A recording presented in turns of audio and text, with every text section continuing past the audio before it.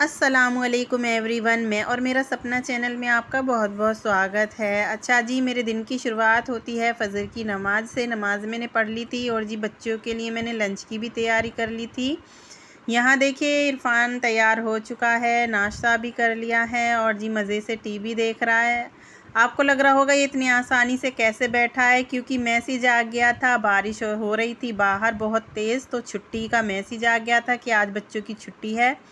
तो बच्चों की तो आज हो गई है मौज और जी बड़े मज़े से फिर बैठे हैं ये दोनों बच्चे। देखें वो तो ड्रेस चेंज करके और जी टीवी मोबाइल देखने लग गया था। और यहाँ देखें बच्चों का लंच पैक होते होते रह गया था। और यहाँ मैं दे रही हूँ बब्बू को ब्रेड नाश्ते में, क्योंकि आज ना ही फल थे और ना ही कुछ इसके लिए हरी सब्ज़ी थी। तो देखें यहाँ पर बारिश कितनी हो रही है और आज प्लान था मेरा कपड़े धोने का, तो लेकिन आज कपड़े तो धुल नहीं पाएंगे क्योंकि बारिश ही इतनी हो रही है। तो यहाँ देखें मेरे बब्बू को आज तो मैंने बेचारे को ब्रेड ही दिया है। और उसके बाद आ गई थी अम्मी, तो मैं अम्मी के पास बैठी रही थी, इरफ़ान के पास, क्योंकि अम्मी नीचे से आई थी तो इसलिए बैठ ही रही थी। उसके बाद मुझे लगी थी भूख, तो मैंने नाश्ते में एक पराठा और जी भिंडी के साथ खाया और मैंने बनाई चाय।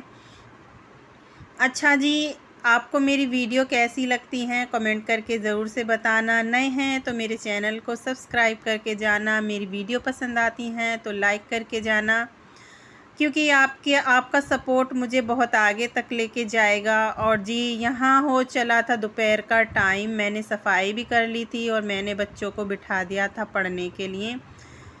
मैंने कहा था कि जब आज स्कूल नहीं गए हो तो जी घर में ही पढ़ो। फिर उसके बाद बेल बज गई थी, अम्मी ने मुझे नीचे बुलाया था और मैं गई थी नीचे अम्मी से मिलने के लिए। मैंने पूछा क्या बात है, तो उन्होंने मुझे ऐसे ही बुला लिया था बात करने के लिए। अच्छा, ये मेरी देवरानी है और जी मेरी देवरानी का बेटा है और वो खा रहा है खाना टीवी देखते देखते।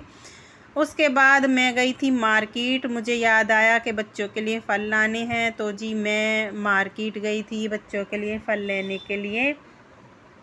और यहाँ देखें बब्बू को पता चल चुका है कि मैं कुछ लेकर आई हूँ, लेकिन यहाँ मैं बब्बू को चिढ़ा रही थी कि कुछ भी नहीं लेकर आई हूँ। ये देखें मेरे बब्बू को, कितना प्यारा सा मेरा बब्बू है। और जी ये बच्चों की तरह शरारत करता है बहुत ज़्यादा, क्योंकि छोटा सा था जब मैंने पाला था इसको। तो ये देखें मैं फ़ल लेकर आई थी, अब मैं बब्बू को देने लगी थी, फिर मैं ये कहने लगी थी बब्बू मैं कुछ नहीं लाई, तो देखें आप बब्बू मुझसे कैसे मांग रहा है, क्योंकि उसे पता चल चुका है कि मैं कुछ लेकर आई हूँ। क्योंकि मेरे बब्बू को ना केले बहुत ज़्यादा पसंद हैं और उसकी वजह से ही मैं घर में केले लेकर आती हूँ। तो यहाँ देखें बब्बू गोशलाई में आम लेकर आई और जी मैं लेकर आई केले बच्चों की वजह से न खाने के लिए। यही उम्र है बच्चों का ख्याल रखने के लिए, क्योंकि इसी उम्र में बच्चे कुछ खा लेते हैं तो लग जाता है, वरना तो फिर टाइम नहीं मिलता। बच्चे बड़े हो जाते हैं फिर टाइम नहीं मिलता खाने के लिए ऐसी वैसी चीज़ें। तो यहाँ देखें मेरे बब्बू को कितना मज़े से केले खा रहा है। और यहाँ रिहान हंसी उड़ा रहा था मेरे बब्बू की और जी मेरी भी। तो मैं उससे कह रही थी कि शाम का टाइम होता जा रहा है और जी पनीर लाना है तो ला दो, वरना नहीं बनाने की फिर मैं। तो यहाँ देखें रिहान को ये कुरकुरे ही खाता रहता है।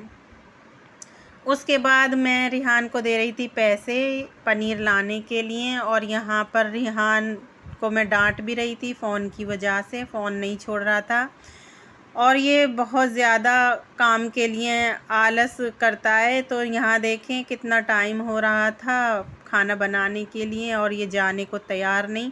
अच्छा जी, मेरी वीडियो पसंद आए तो लाइक कीजिए।